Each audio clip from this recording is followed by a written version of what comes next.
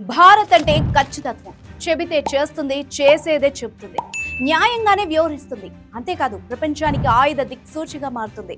యుద్ధ సామగ్రి కోసం, యుద్ధ విమానాల కోసం, మిస్సైల్స్ కోసం ఇక ఏ రష్యానో, ఉక్రెయిన్నో, ఫ్రాన్స్ లేదా అమెరికా వైపో చూడనవసరం లేదు. మేక్ ఇన్ భారత్ ఆయుధాలు సిద్ధమవుతున్నాయి. అంతేకాదు భారత్ ఆయుధాలంటే అపజయం ఎరగని బ్రహ్మాస్త్రాలుగా, గురి తప్పని రామబాణంలాగా లక్ష్యాన్ని ఖచ్చితంగా ఛేదిస్తుంది. దుష్టులనే గురిపెట్టి తుద ముట్టిస్తుంది. దుష్ట ప్రాంతాన్నే పెకిలించి వేస్తుంది అనే భరోసా ఇప్పుడు ప్రపంచ దేశాలకు కలిగింది. నిన్నటి ఆపరేషన్ సింధూర్లో ప్రయోగించిన అస్త్రాలన్నీ సరిగ్గా టార్గెట్ నే పేల్చేసి రావడం భారత అమ్ముల పొదిలోని ఆయుధాలకు అంతర్జాతీయ బ్రాండింగ్ తెచ్చిపెట్టాయి. సరిగ్గా రాజ్నాథ్ సింగ్ కూడా అదే చెప్పారు. బ్రాండ్ ఇండియా నిర్మాణ లక్ష్యంగా భారత్ ప్రపంచంలో డిఫెన్స్ రంగంలో ముందుకు వెళ్తోంది అన్నారు. ప్రపంచంలోని డిఫెన్స్ ప్రోడక్టులన్నింటినీ బ్రాండ్ ఇండియా పేరుతో తయారు చేస్తున్నామన్నారు. ఆయుధాల కర్మాగారంగా భారత్ మారిందన్నారు.